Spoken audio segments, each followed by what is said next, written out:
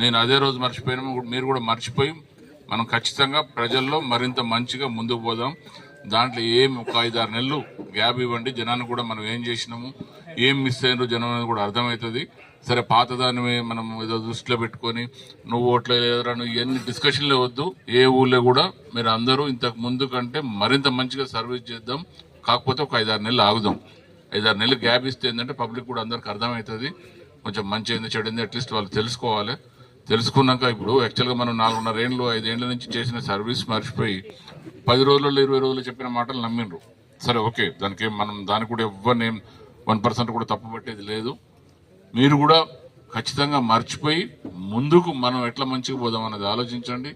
ఖచ్చితంగా మన ఊళ్ళలో కొట్లాటలు, నేను అన్నిటికంటే ముఖ్యంగా మళ్ళా చెప్తున్నా అందరికీ, కొట్లాటలు పంచాయతీలు అవసరం లేదు మనకు.